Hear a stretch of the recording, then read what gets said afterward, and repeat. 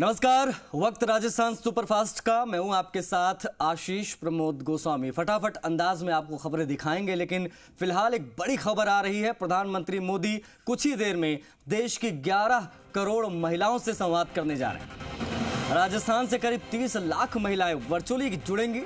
PM Modi के कार्यक्रम से मुख्यमंत्री भजन लाल शर्मा भी जुड़ने वाले हैं। दुर्गापुरा स्थित कृषि प्रबंधन संस्थान के सभागार में यानी ऑडिटोरियम में यह कार्यक्रम आयोजित हो रहा है।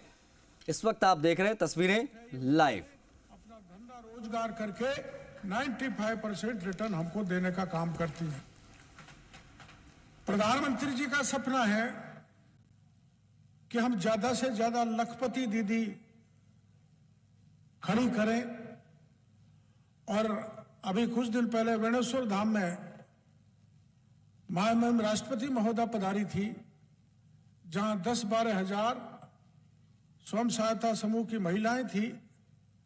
उन्होंने भी हमको बहुत सराहा कि राजस्थान एक तरफ है और देश के अन्य राज्य एक तरफ हैं। हम इस राजीविका में इतने आगे देश में कीर्तिमान स्थापित करने का काम किया है, तो राजस्थान की राजीविका और ये महिला शक्ति ने किया है। इसलिए इनका मैं बहुत बहुत पुनः आभार प्रदर्शन करना चाहूंगा, धन्यवाद देना चाहूंगा। हम इस स्वयं सहायता समूह की महिलाओं को अपने उत्पाद जैसे शहद है, हर्बल गुलाल है, अचार है, गुलाब जल है और अगरबत्ती है, मसाले बनाने का काम है। जो भी हुनर जहां जहां भी है, जिसे आदिवासी इलाका है तो आदिवासी इलाके में फॉरेस्ट प्रोड्यूस होता है, उस फॉरेस्ट प्रोड्यूस को भी हम बड़े पैमाने पर प्रमोट कर रहा है हमारा विभाग।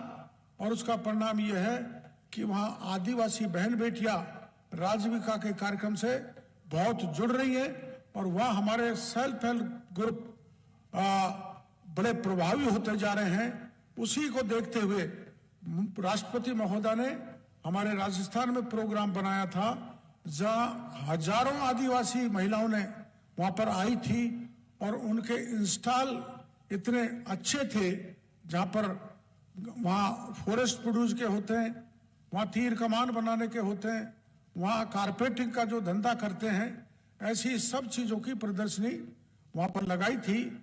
और हमने सेल्फ हेल्प ग्रुप की जो महिलाएं थी उनको भी पूछा था। उसमें कई महिलाएं कई कंपनियों की सीईओ थी जो आदिवासी महिलाएं थी। जो इस ढंग का प्रोत्साहन और महिला में जो उत्साह आ रहा है, और उत्साह का सबसे बड़ा कारण है कि देश के प्रधानमंत्री ने नारी शक्ति को पहचाना है और उस नारी को आगे बढ़ाना है। और उसका आपने एक बिल देखा कि देश के प्रधानमंत्री देश को आजाद हुए कितना समय हुआ, नारियों को सम्मान नहीं दिया, और देश का प्रधानमंत्री नारी शक्ति अधिनियम संसद में पारित करके लाए इन बहन बेटियों को और महिलाओं को शक्ति देने के लिए। और यही नहीं किया है, आपको 33% आरक्षण का प्रावधान हमने किया है। जो 2026 का डिलिमिटेशन होगा, उसमें देश की महिलाओं को विधानसभा में और संसद में 33% आरक्षण का प्रावधान करने का काम किया है, तो देश के प्रधानमंत्री ने किया है।